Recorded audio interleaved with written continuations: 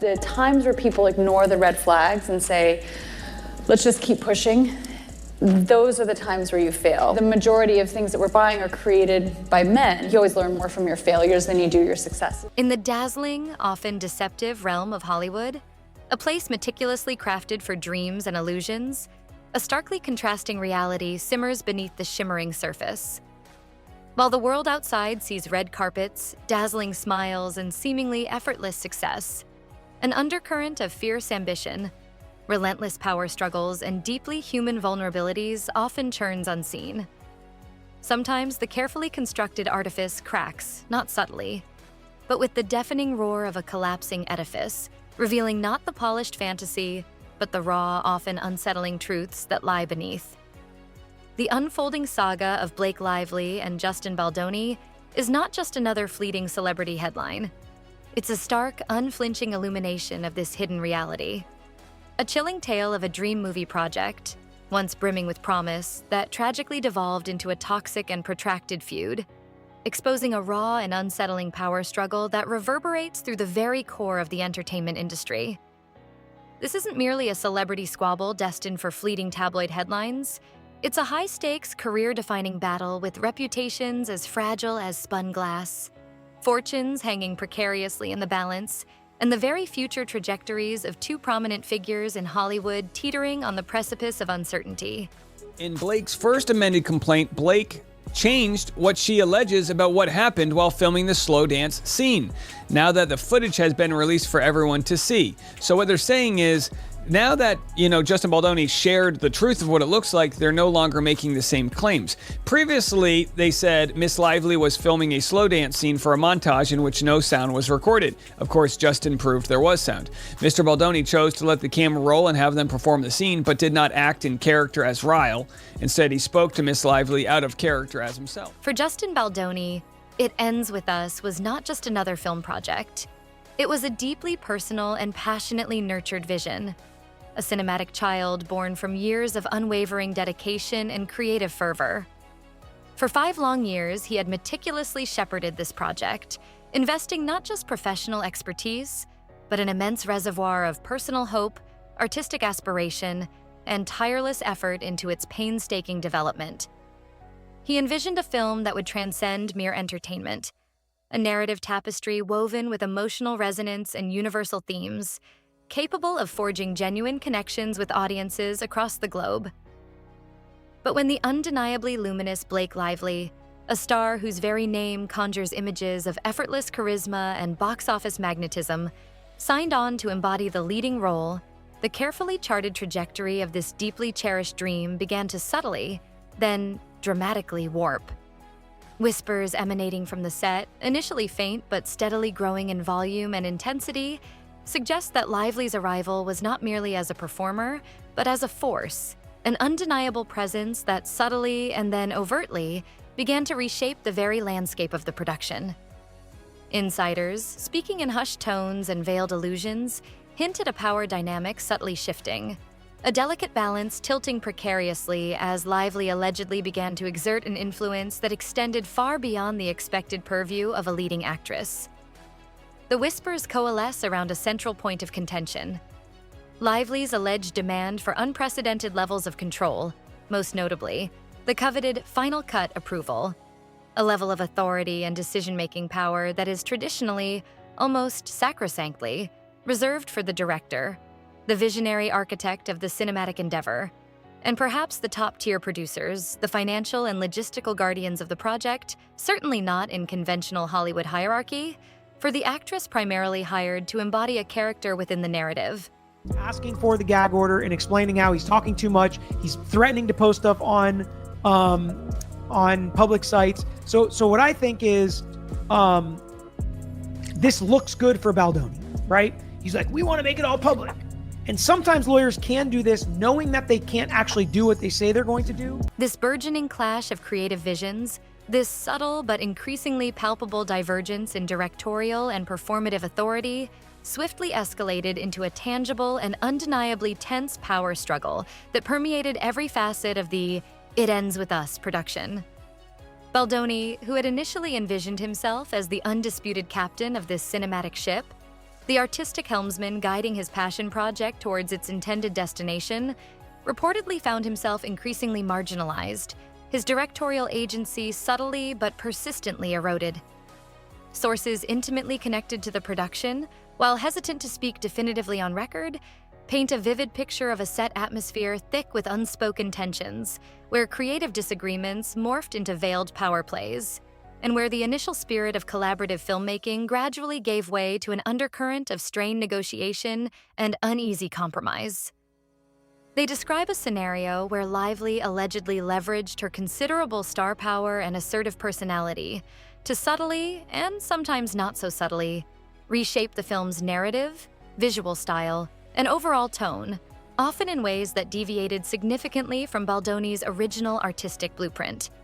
Baldoni, acutely aware of Lively's immense industry clout and undeniable box office draw, reportedly felt increasingly pressured to concede ground, to yield creative control in the face of her unwavering influence, watching with a growing sense of unease and frustration as his meticulously crafted 5-year dream project seemed to imperceptibly, yet irrevocably, morph into something that was becoming increasingly divorced from his initial artistic intentions, a vision increasingly co-authored and perhaps even dominated by the very star who was initially brought on to illuminate, not to redefine, his cinematic creation.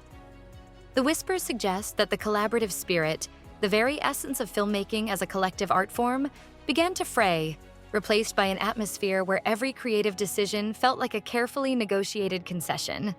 A subtle power struggle played out in hushed tones and behind closed doors.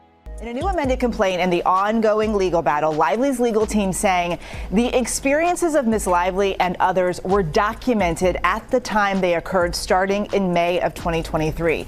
Going on to write, Mr. Baldoni acknowledged the complaints in writing at the time. Then, with the sudden and devastating force of a carefully planted explosive device, the unthinkable detonated, shattering the already fragile equilibrium of the production and sending shockwaves far beyond the confines of the Hollywood Hills. A formal harassment accusation, chillingly precise and publicly launched by Blake Lively against Justin Baldoni, ripped through the carefully constructed veneer of Hollywood with the destructive force of a seismic event. In an industry where reputation is not merely a professional asset, but the very currency of survival, where perception often trumps reality, and where a single whispered allegation can trigger a cascade of career-annihilating consequences, such accusations are not mere legal filings. They are weapons of mass reputational destruction. Suddenly, Justin Baldoni, who just weeks prior had been lauded for his passion and vision, found himself brutally thrust into the merciless glare of public scrutiny. His name instantly and irrevocably dragged through the unforgiving mud of public opinion, judged and condemned long before any semblance of due process or factual investigation could even begin to unfold.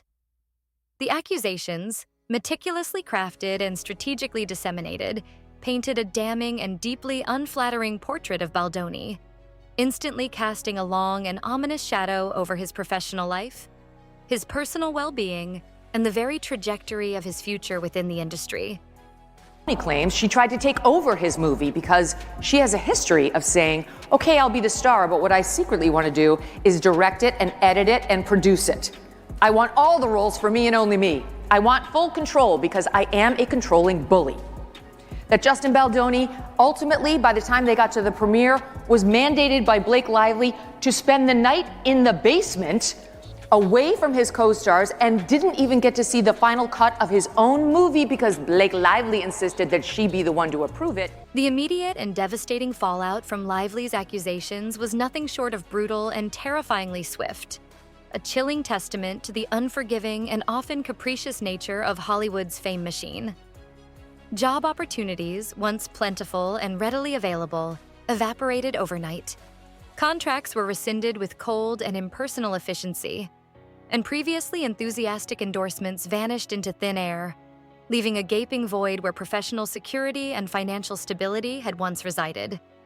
Even the very agency entrusted with the fundamental task of representing his interests, of championing his career and navigating the treacherous currents of the industry, coldly and clinically severed ties, effectively abandoning him to face the storm alone. leaving him professionally adrift and increasingly isolated in the face of mounting public condemnation. Baldoni himself described experiencing a crippling wave of anxiety, a relentless and suffocating pressure that threatened to overwhelm him. The sheer weight of the accusations, both spoken and unspoken, crushing down upon him with suffocating force as the industry, seemingly in lockstep and without hesitation, appeared to collectively turn its back, casting him out into the professional wilderness. In the unforgiving and often irrational court of Hollywood opinion, a shadowy and nebulous entity where whispers and innuendo often carry far more weight and consequence than concrete facts or legal proceedings, Baldoni was swiftly and decisively judged, summarily condemned, and effectively sentenced to a near instantaneous professional blacklisting, a chilling and stark reminder of how quickly and ruthlessly the industry can turn against one of its own, threatening to dismantle years of painstaking hard work, unwavering ambition, and carefully cultivated professional relationships with a single, devastatingly effective accusation. And I think that the Justin and Blake stuff is, I think it's a big PR game, and I think that we're all the pawns of it. And also that story I gave you, that's one where I've talked to them. I feel comfortable sharing that much. Like, good luck. There's so many different groups out there. However, in the face of what appeared to be an insurmountable wave of public condemnation and professional exile, Justin Baldoni displayed a surprising and perhaps unexpected resilience, refusing to be silenced, refusing to be erased from the narrative, and resolutely refusing to succumb to the seemingly inevitable tide of industry ostracization. Vehemently and unequivocally denying the veracity of Lively's accusations, he launched a strategic and meticulously calculated counteroffensive, insisting with unwavering conviction on his fundamental innocence and vowing, with steely resolve, to expose what he passionately believed was a deliberately fabricated narrative, a carefully constructed edifice of falsehoods designed to unjustly damage his reputation and derail his career.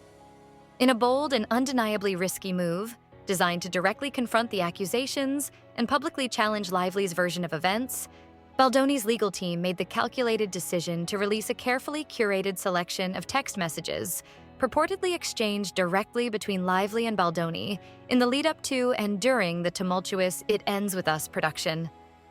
These text messages, presented as irrefutable evidence of a starkly contrasting reality, seem to directly contradict Lively's core claims of feeling threatened, intimidated, or unsafe in Baldoni's presence.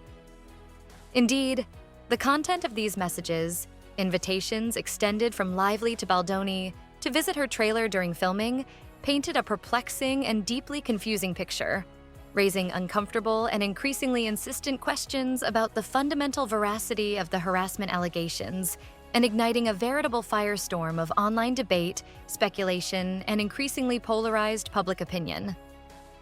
The carefully constructed legal battle lines were now firmly and irrevocably drawn, the simmering behind-the-scenes power struggle abruptly and dramatically escalating into an all-out, highly public, and increasingly acrimonious Hollywood war.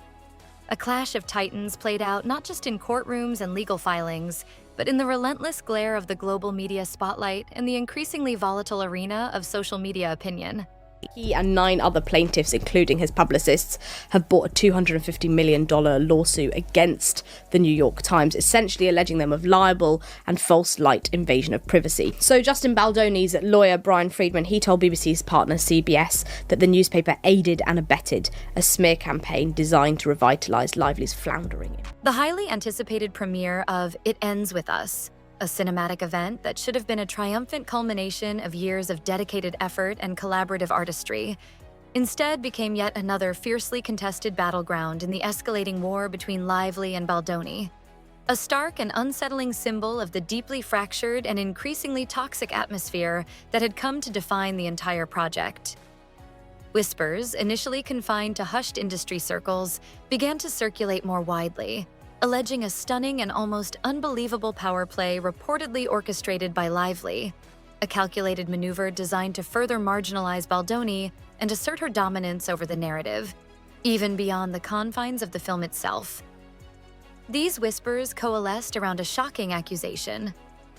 Lively allegedly orchestrated a virtual banishment of Baldoni from the very celebration of his own film, reportedly relegating him to the metaphorical shadows, the basement of the premiere venue, while she, the undisputed star of the evening, basked in the full and unwavering glare of the red carpet limelight, effectively and symbolically hijacking the very moment of triumph that should have rightfully belonged, at least in part, to Baldoni. Adding further fuel to the already raging inferno of controversy, increasingly credible accusations began to surface, detailing a meticulously planned and ruthlessly executed PR campaign, allegedly spearheaded by Lively's high-powered team of publicists and media strategists. The alleged objective of this sophisticated and highly orchestrated campaign?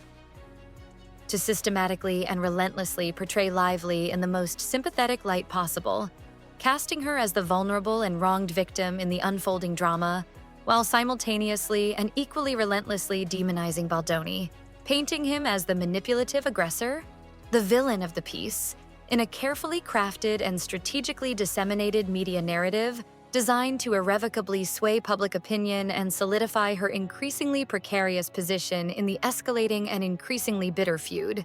And that's part of the point that Justin's team is making in kind of complying with what they're viewing as threats made on her behalf against Justin is like, well, there's this financial consequence to everything in addition to the strike consequences too, right? So they filmed May to June, then shut down for the strike, and then they were down until January. But I think that the strike lifted in November, but then she had all these return to work provisions. As the relentless legal drama relentlessly intensified, dragging on through courtrooms and across headlines, the already astronomical financial stakes of the bitter conflict soared to truly breathtaking and potentially ruinous heights, transforming the personal and professional feud into a high-stakes financial gamble with potentially devastating consequences for both parties involved. Lively, in her initial salvo, slapped Baldoni with a staggering $250 million lawsuit, a number designed to send a clear and unambiguous message of financial might and unwavering resolve. However, Baldoni, refusing to be intimidated or financially outmaneuvered, responded in kind, escalating the financial ante to an almost unimaginable level with a breathtaking $400 million countersuit. A move that dramatically raised the stakes and threatened to potentially decimate not only Lively's own considerable fortune, but also the combined financial empire of Lively and her husband, the equally successful and commercially potent Ryan Reynolds, transforming the courtroom clash into a high-stakes financial Armageddon, where the potential for catastrophic financial loss loomed large for both sides. Adding yet another layer of perplexing intrigue and unanswered questions to the already convoluted and deeply mysterious unfolding drama was the conspicuous and increasingly deafening silence emanating from Ryan Reynolds himself. His steadfast and almost unwavering refusal to publicly defend his wife, to issue even a perfunctory statement of support in the face of such serious and career-threatening allegations, ignited a veritable frenzy of speculation and whispered conjecture throughout Hollywood and beyond. Was Reynolds' calculated silence a carefully considered strategic maneuver, a deliberate attempt to distance himself and his own lucrative brand from the rapidly spreading toxicity of the scandal? Or did his public inaction hint at something far more profound and unsettling? A sign of private doubts about the veracity of Lively's claims? A subtle indication of internal marital discord playing out beneath the carefully curated surface of their seemingly perfect celebrity marriage? Or perhaps simply a pragmatic and self-preservational attempt to shield his own meticulously constructed professional empire from the potentially ruinous fallout of a PR disaster of epic proportions? The unanswered questions surrounding Reynolds' silence only serve to deepen the mystery and further fuel the already rampant speculation surrounding the increasingly toxic and deeply unsettling Hollywood showdown. Was what Blake says, a conversation that she heard had taken place with Steve Sarowitz. Steve Sarowitz is the head of Wayfair Studios. He is the co-founder of Wayfair Studios along with Justin. And she says in this lawsuit that, is it interesting? She says, this is what I heard, he said, but it's presented as a quote in the lawsuit. She says that Steve said, I will protect the studio like Israel protected itself from Hamas. Beyond the relentless legal battles, the astronomical financial figures, and the swirling vortex of public opinion, a deeper, far more insidious, and ultimately more damaging narrative began to insidiously creep into the public consciousness, subtly but surely eroding the carefully crafted and long-cultivated public image of Blake Lively, the affable and seemingly down-to-earth Hollywood darling. Whispers, initially faint and easily dismissed, of alleged diva behavior and deeply ingrained controlling tendencies began to persistently and increasingly audibly swirl around Lively's once pristine public persona. Tales, often unverifiable, but nonetheless damaging in their cumulative effect, of alleged on-set demands bordering on the unreasonable, incessant and disruptive script rewrites, demands for preferential treatment that bordered on the absurd, and an almost pathological need to exert an iron grip on every aspect of creative decision-making, regardless of her actual area of expertise, painted a distinctly unflattering picture of a star accustomed to absolute and unquestioned command, a figure far removed from the approachable and relatable image she had so carefully cultivated over years of strategic public relations and meticulously managed media appearances.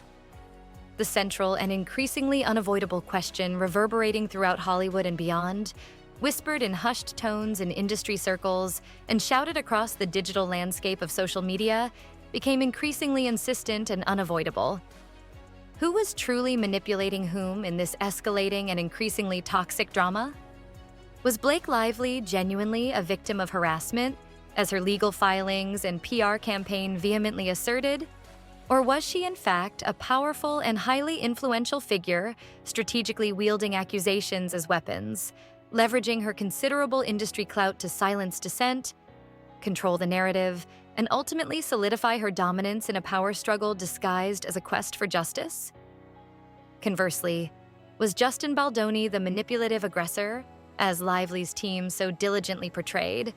Or was he, as he vehemently claimed, a wronged and increasingly desperate creative force, bravely fighting for his professional survival and the integrity of his artistic vision against the overwhelming might of a Hollywood behemoth? A star whose carefully constructed public image masked a far more complex and potentially darker reality? The definitive answers, meticulously buried beneath layers of legal filings and deliberately obfuscating narratives, remained frustratingly elusive, leaving the world to watch with bated breath as this deeply unsettling and increasingly toxic Hollywood showdown hurtled inexorably towards its inevitable and potentially devastating climax. A climax that promised to irrevocably alter not only the professional trajectories of Blake Lively and Justin Baldoni, but also to expose the often shadowy underbelly of power, perception, and truth within the dazzling, yet often deceptive realm of Hollywood.